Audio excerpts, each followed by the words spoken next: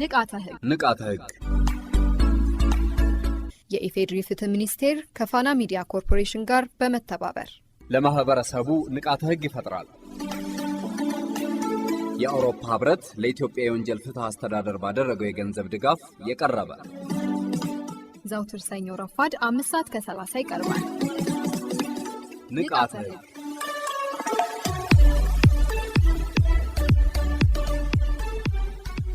በዚህ ፕሮግራም የሚተላለፉ መልእክቶች የአውሮፓ ህብረትን አቋም ያንጸባርቃሉ ማለት አይደለም።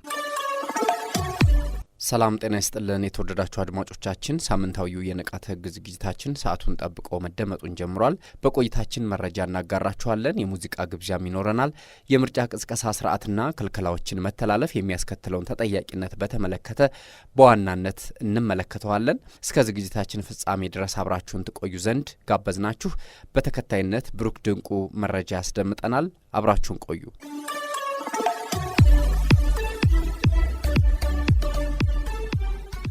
የቀብድ ምንነትና ህጋዊ ማዕቀፍ። ሰዎች በዕለት ተዕለት እንቅስቃሴያቸው የተለያዩ ህጋዊ ተግባራትን ያከናውናሉ። ከነዚህ ህጋዊ ተግባራት አንዱ ውል ነው። ጠዋት ታክሲ ከመሳፈር ጀምሮ የተለያዩ ሸቀጦችን መግዛት፣ ቤት መከራየት፣ የተለያየ ዋጋ ያላቸውን ንብረቶች መሸጥና መግዛት በየዕለቱ በሰዎች የሚከናወኑ የውል ውጤቶች ናቸው። ውል በሁለትና ከዚያም በላይ በሆኑ ሰዎች መካከል የሚደረግ ለአንዱ ወገን መብትን የሚሰጥ ለሌላው ወገን ተነጻጻሪ ግዴታን የሚጥል ህጋዊ ስምምነት ነው። በዚህ ስምምነት ሂደት እንደ ውሉ ሁኔታ ተዋዋይ ወገኖች ውል ለመፈጸሙ ማረጋገጫ የሆናቸው ዘንድ ቀብድ ሊቀባበሉ ይችላሉ። በዚህ ጽሑፍ የቀብድን ምንነትና በሀገራችን ያለውን ህጋዊ ማዕቀፍ በአጭሩ እንመለከታለን። በ1993 ዓ.ም በኢትዮጵያ ቋንቋዎች ጥናትና ምርምር ማዕከል የታተመው የአማርኛ መዝገበ ቃላት ቀብድ ዕቃን ለመግዛት ወይም ለማሰራት በቅድሚያ የሚከፈል ገንዘብ ወይም መያዣ እንደሆነ ትርጉም ሰጥቶታል። በሌላ በኩል ብላክ የህግ መዝገበ ቃላት በስምንተኛ እትሙ ብላክስ ሎ ዲክሽነሪ 8th ኤዲሽን earnest is a nominal payment or token act that serves as a pledge or a sign of good faith, especially as the partial purchase price of property በሚል ይተረጉመዋል። ይህ ወደ አማርኛ ሲመለስ ቀብድ ማለት በተለይም ለአንድ ንብረት ግዢ እንደ መያዣ ወይንም ቅን ልቦና መገለጫ የሚሰጥ አነስተኛ ክፍያ ሲሆን ይህም አብዛኛውን ጊዜ ከጠቅላላው የሽያጭ ዋጋ ላይ በከፊል የሚታሰብ ክፍያ ነው የሚል ይሆናል። የፍትሐ ብሔር ሕግ ከቁጥር 1883 እስከ 1885 ስለ ቀብድ የደነገገ ሲሆን በእነዚህ ድንጋጌዎች መሠረት ቀብድ እንደ ውል ማረጋገጫ ተደርጎ ይቆጠራል። ይኸውም አንዱ ወገን ለሌላኛው ወገን ቀብድ መስጠቱ በማያከራክር ሁኔታ ውል መደረጉን እንደሚያረጋግጥ በፍትሐ ብሔር ሕጉ በቁጥር 1883 በግልጽ ተደንግጓል። በዚህም ቀብድ ውሉ በቁርጠኝነት እንዲቀጥል የመፈጸም ፍላጎት ማሳያ ነው። ውሉ ሲፈጸምም ሌላ ተቃራኒ ስምምነት ከሌለ በስተቀር ቀብድ የተቀበለው ወገን በፍትሐ ብሔር ሕጉ ቁጥር 1884 መሠረት ከሚገባው ገንዘብ ላይ ታሳቢ ያደርጋል ወይም ቀብድ ለሰጠው ወገን ተመላሽ ያደርጋል። ለምሳሌ በሽያጭ ውል ላይ ውሉ ሲፈጸም ለሻጭ የተሰጠው ቀብድ ከሽያጭ ዋጋው ላይ ታሳቢ ይደረጋል። ሌላው እዚህ ጋር የሚነሳው ውሉ ቢፈርስ የቀብዱ ዕጣ ፈንታ ምን ይሆናል የሚለው ሲሆን ለዚህም የፍትሐ ብሔር ሕጉ ቁጥር 1885 ግልጽ መፍትሄ ያስቀምጧል። ይኸውም ቀብድ የሰጠው ሰው ውሉን ካፈረሰ የሰጠውን ቀብድ የማስመለስ መብት የለውም። ውል ማፍረስ የሚችለው ቀብዱን በመተው ነው። በአንጻሩ ቀብድ የተቀበለው ሰው ውሉን ካፈረሰ የተቀበለውን ቀብድ እጥፍ አድርጎ ለሰጪው የመመለስ ግዴታ አለበት። እዚህ ጋር ልብ ሊባል የሚገባው የቀብድ ገንዘብ ተቀባዩ የተቀበለውን ቀብድ አጠፌታ ከፍሎ ውሉን እንዲያፈርስ የሚገደደው በግራ ቀኙ ወገኖች መካከል ሕጋዊ ሥርዓቱን የጠበቀ የጸና ውል ሲኖር ስለመሆኑ የፌዴራል ሰበር ሰሚ ችሎት በቅጽ 26 በሰበር መስሚያ ቁጥር 211204 እና 215762 አስገዳጅ የሕግ ትርጉም ሰጥቶበታል። በእነዚህ ውሳኔዎችም ቀብድ ከሽያጭ ዋጋ ከፊል ወይንም ቅድሚያ ክፍያ የሚለይበት መንገድ ተገልጿል። ይኸውም ውሉ ሲፈርስ ቅድመ ክፍያ በሆነ ጊዜ ግራቀኙ ከውሉ በፊት ወደ ነበሩበት ሁኔታ ይመለሳሉ። ስለሆነም በቅድመ ክፍያ ጊዜ ሻጭ ውሉን ቢያፈርስ የተከፈለው ገንዘብ ብቻ ለገዢ ተመላሽ የሚደረግ ሲሆን ሻጭ ውሉን ቢያፈርስ የቀብዱን አጠፌታ ለገዢ መክፈል ግዴታ አለበት። በተለያዩ የውል ሂደቶች ቀብድ መክፈልም ሆነ መቀበል የራሱ የሆነ ውጤት ያስከትላል። በተለይም በሽያጭና ኪራይ ውል ሂደት ቀብድ መክፈልና መቀበል የተለመደ ሲሆን ቀብድ ሰጪ ውሉን ካላከበረ የከፈለው ገንዘብ እንደማይመለስ፣ ተቀባይ ደግሞ ውሉን ካላከበረ የወሰደውን ገንዘብ እጥፍ አድርጎ የመመለስ ግዴታ ሊመጣ እንደሚችል ተገንዝቦ በጥንቃቄ መዋዋል ይገባል።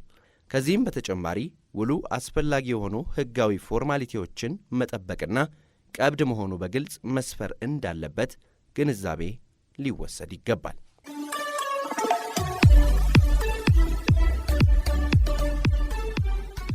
ንቃተ ሕግ ነው እየተደመጠ የሚገኘው። ያደመጣችሁን ስለሆነ እናመሰግናለን። አሁን ወደ ዋና ጉዳያችን ተመልሰናል። የዛሬው ዋና ጉዳያችን የምርጫ ቅስቀሳ ስርዓትና ክልከላዎችን መተላለፍ የሚያስከትለውን ተጠያቂነት እንመለከታለን። በርዕሰ ጉዳያችን ዙሪያ ሰፋ ያለ ማብራሪያ የሚሰጡን የሕግ ባለሙያ ከፍትህ ሚኒስቴር ጋብዘናል። በድጋሚ አብራችሁን ቆዩ።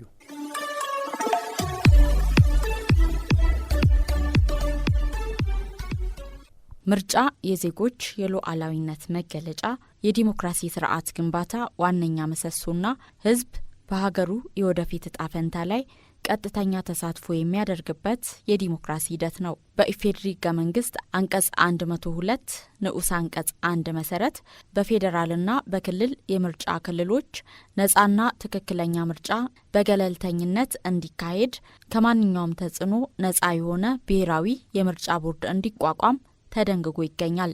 በዚህም መሰረት የብሔራዊ የምርጫ ቦርድ በአዋጅ ቁጥር 1133 ህዝባር 2011 ተቋቁሞ በየ5 ዓመቱ ጠቅላላ ምርጫ እያካሄደ የቆየ ሲሆን ዘንድሮም ለሚካሄደው 7ኛው አገራዊ ጠቅላላ ምርጫ ዝግጅቶችን እያካሄደ እንደሚገኝ ይታወቃል።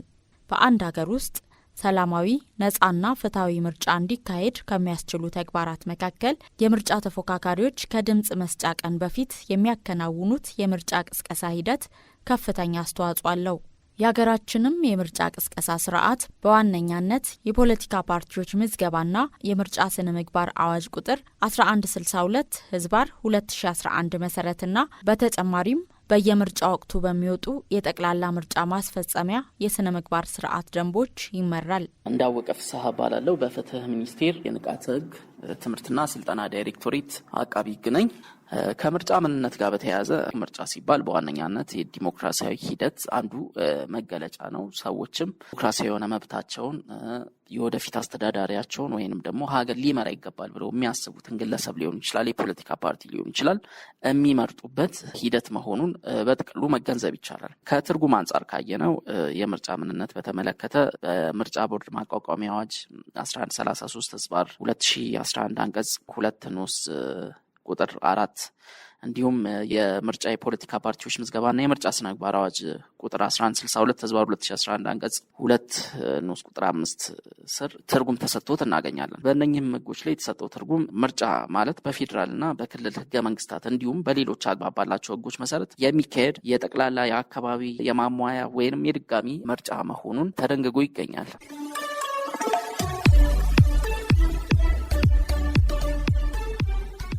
ከምርጫ ቅስቀሳ ዘመቻ ጋር በተያያዘ በምርጫ ሂደት ውስጥ የሚወዳደሩ ተፎካካሪ ፓርቲዎች፣ በግል የሚወዳደሩ እጩዎች ምን መብት አላቸው የሚለውንም አዋጁ በዝርዝር አስቀምጧል።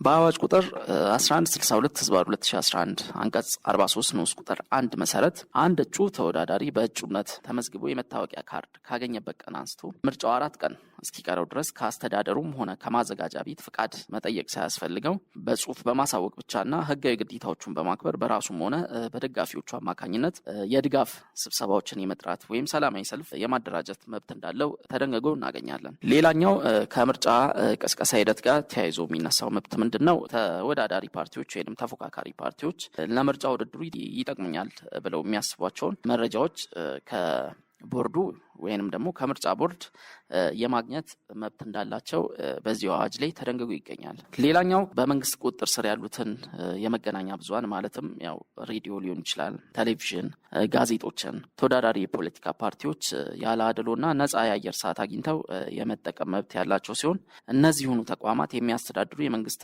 ኃላፊዎች ደግሞ ሁኔታዎችን የማመቻቸት ግዴታ እንዳለባቸው አዋጁ ላይ ከተጠቀሱ የምርጫ ቅስቀሳ ወይንም ደግሞ የዘመቻ ሂደት መብቶች መካከል ተጠቃሽ ነው። በአጠቃላይ የምርጫ ዘመቻ ወቅት የፖለቲካ ፓርቲዎችና እጩዎች ጽሁፎችን በማሰራጨት የተለያዩ የሚዲያ አማራጮችን በመጠቀም የራሳቸውን ዓላማ፣ መርሃ ግብር ወይም ፖሊሲ ሊሆን ይችላል ማኒፌስቶ ለህዝብ የማስተዋወቅ ሙሉ መብት እንዳላቸው በአዋጁ ላይ ተደንግጓል። ሌላው ተፎካካሪ ፓርቲዎች ወይንም ደግሞ ተወዳዳሪ እጩዎች ደጋፊዎቻቸውን ሰብስበው የምርጫ ቅስቀሳ ለማድረግ ቅድመ ሁኔታዎችን አሟልተው ይህም ሲባል ያው ቀደም ብሎ እንዳነሳ ነው እንደ ቅድመ ሁኔታ የሚነሳው ምንድነው ለሚመለከታቸው የጸጥታ አካላት ሊሆን ይችላል መሰል ሂደቱን ሊያውቁ የሚገቡ የመንግስት አካላት ቀድመው እንዲያውቁ በማድረግ እጩዎች የህዝብ ስብሰባዎችን መጥራት፣ የድጋፍ ሰልፎችን ማዘጋጀት፣ በየቀበሌው ወይም በየአካባቢው የምርጫ ቅስቀሳ ቢሮዎችን በመክፈት የምርጫ ዘመቻ ማከናወን የሚችሉ መሆኑ ከተጠቀሱት መብቶች መካከል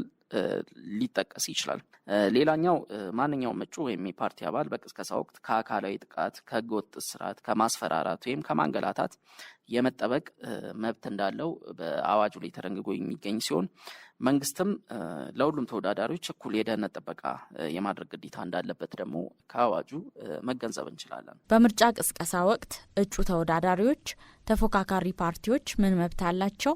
ምንስ ማድረግ ይችላሉ? በአዋጁ ከተመለከቱት ክልከላዎች መካከል የሚከተሉት ይገኙበታል። የመጀመሪያው ክልከላ ምንድነው? የግል ወይም የመንግስት ጋዜጠኞች በሙያዊ ስራቸው ላይ እንዳይሰማሩ ማዋከብ፣ በማንኛውም አይነት ድርጊት የሌሎች ፓርቲዎች የምርጫ ዘመቻ እንዲስተጓጉል፣ እንዲቋረጥ፣ እንዲበላሽ፣ እንዲዳከም ማድረግና መተባበር የለብንም ማለት ነው። ይሄ ሲባል ምን ማለት ነው? የምርጫውን ሂደት እንግዲህ በዋነኛነት በምርጫ ዘመቻ ወይም ቅስቀሳ ወቅት የሚኖሩ የተለያዩ የሚነሱ ነጥቦች ይኖራሉ። ተፎካካሪ ፓርቲዎች የሚያነሷቸው ይሄን አደርጋለሁ፣ ይሄን ፈጽማለሁ ምርጫውን ማሸነፍ ከሆነ በሚል ለህዝቦቻቸው የሚያስተዋውቁበት ሂደት ይኖራል። ይሄ ሂደት እንግዲህ በዋነኛነት ለህዝብ ተደራሽ በማድረግ ሂደት ውስጥ የሚሳተፉት ምኖች ናቸው ማለት ነው? ጋዜጠኞች ናቸው። እነኚህ ጋዜጠኞች በዚህ ሂደት ውስጥ ያላቸው ሚና ወይንም ደግሞ በዲሞክራሲ ስርዓቱ የሚኖራቸው ገንቢ ሚና ከፍተኛ መሆኑን ከግንዛቤ ባስገባ መልኩ እንደዚህ አይነት ዘገባዎችን ለመስራት ጋዜጠኞች ሙያዊ ስራቸውን እንዳይሰሩ ማዋከብ ወይንም ደግሞ እንቅፋት መሆንን እንግዲህ አዋጁ ክልከላ ብሎ ካስቀመጣቸው ነጥቦች አንዱ ነው ማለት ነው።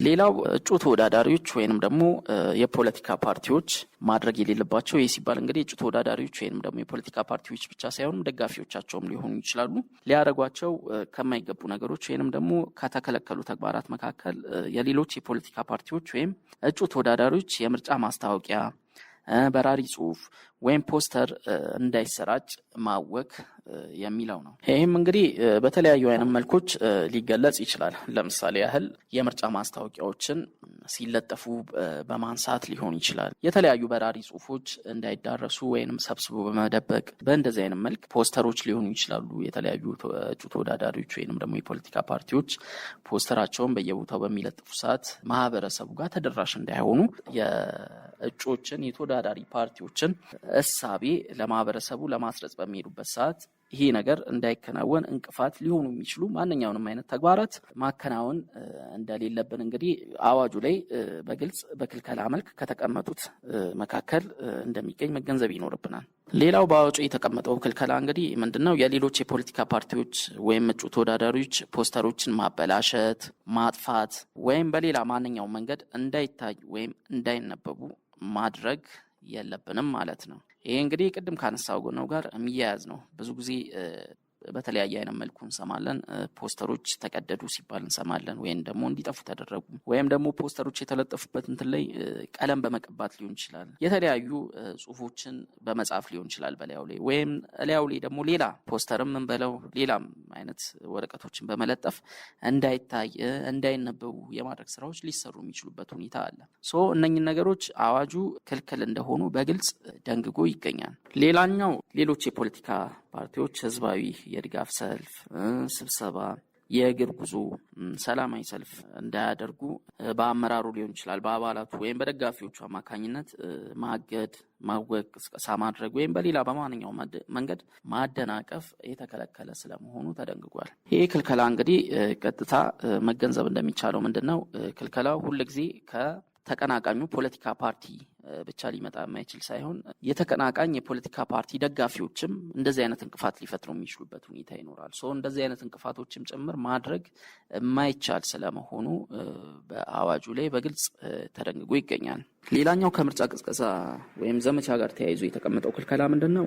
ማንኛውም ሰው በሌሎች የፖለቲካ ፓርቲዎች የፖለቲካ ድጋፍ ሰልፍ ላይ እንዳይሳተፍ መከልከል የለበትም። ይህ ሲባል ምንድነው እንግዲህ ዜጎች የራሳቸው የሆነ ነፃ የሆነ መብት ይኖራቸዋል። የሚፈልጉትን የፖለቲካ ፓርቲ የመደገፍ፣ የሚፈልጉት የፖለቲካ ፓርቲ በሚያዘጋጀው ሰልፍ ላይ የመሳተፍ፣ የሚፈልጉት የፖለቲካ ፓርቲ በሚያዘጋጀው የተለያዩ ከምርጫ ቅስቀሳ ጋር የተያያዙ እንቅስቃሴዎች ላይ በአንድም ሆነ በሌላ መልኩ የመሳተፍ መብት ይኖረናል። ሁሉም ዜጋ እንደዚህ ጋር ይኖረናል፣ እንደዚህ አይነት መብት ይኖረናል። ይህንን መብት ምንድነው የሚያደናቅፉ ወይንም ደግሞ ይህንን መብት የሚከለክሉ ተግባራትን ማከናወን ደግሞ በሌላ በኩል እንደሌለብን ልንገነዘብ ይገባል። ምክንያቱም አንዱ ሰው አንዱን የፖለቲካ ፓርቲ ሊደግፍ ይችላል፣ ሌላኛው ሰው ደግሞ ሌላ የፖለቲካ ፓርቲ ሊደግፍ ይችላል። በዚህ ጊዜ እኔ የምደግፈው የፖለቲካ ፓርቲ ሰልፍ ሲጠራ ወጥቼ ሌላኛው የፖለቲካ ፓርቲ ደግሞ እንደዚሁ የራሱን ደጋፊዎች ለምርጫ ቅስቀሳ በሚጠራ ወይንም ደግሞ ሰልፍም ሆነ መሰል እንደዚህ አይነት ዝግጅቶች በሚያዘጋጅ ጊዜ ሌሎች ወጥተው እንዳይደግፉት መከልከል ጥብቅ በሆነ ሁኔታ በአዋጁ ላይ ክልከላ የተደረገበት ነገር መሆኑን መገንዘብ ይገባናል።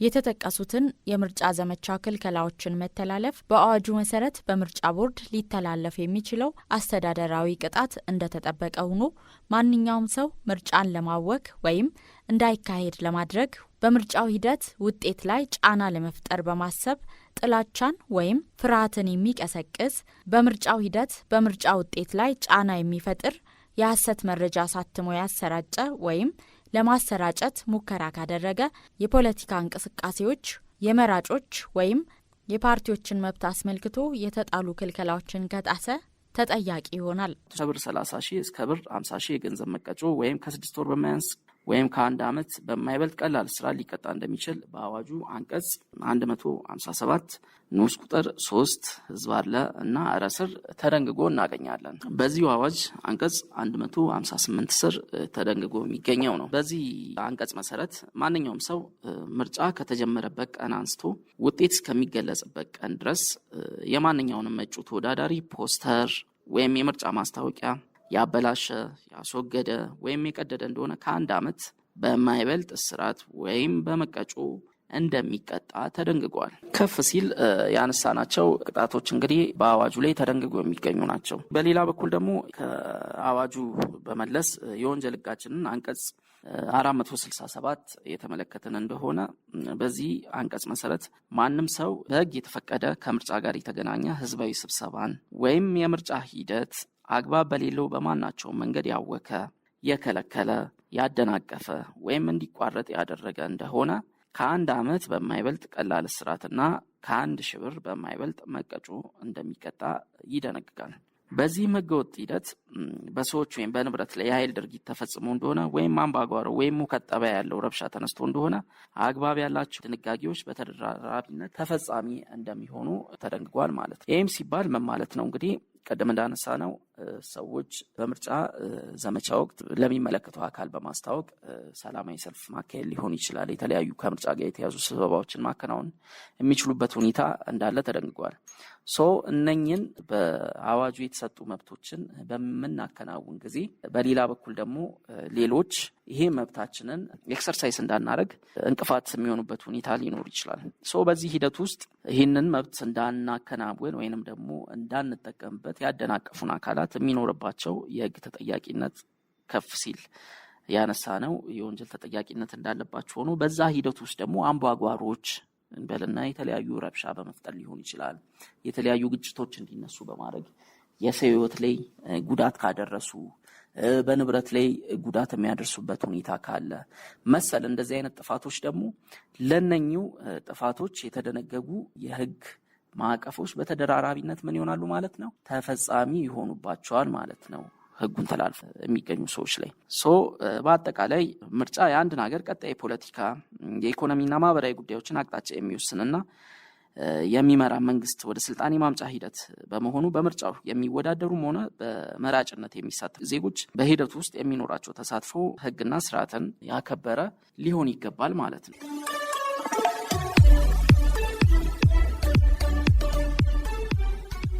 ምርጫ የአንድን አገር ቀጣይ የፖለቲካ የኢኮኖሚና ማህበራዊ ጉዳዮችን አቅጣጫ የሚወስንና የሚመራን መንግስት ወደ ስልጣን የማምጣት ሂደት በመሆኑ በምርጫው የሚወዳደሩም ሆነ በመራጭነት የሚሳተፉ ዜጎች በሂደቱ ውስጥ የሚኖራቸው ተሳትፎ ህግና ስርዓትን ያከበረ መሆን ይኖርበታል።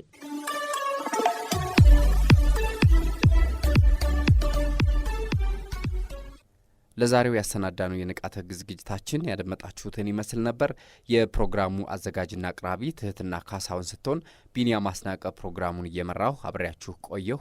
ሳምንት በሌላ ርዕሰ ጉዳይ ተመልሰን እስከምንገናኝ መልካም ሳምንት ይሁንላችሁ።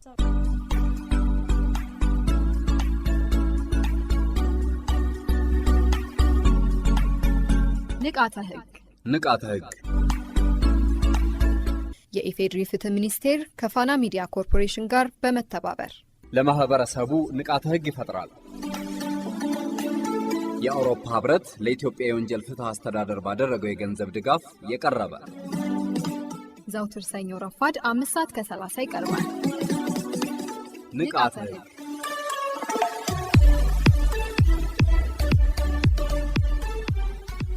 በዚህ ፕሮግራም የሚተላለፉ መልእክቶች የአውሮፓ ህብረትን አቋም ያንጸባርቃሉ ማለት አይደለም።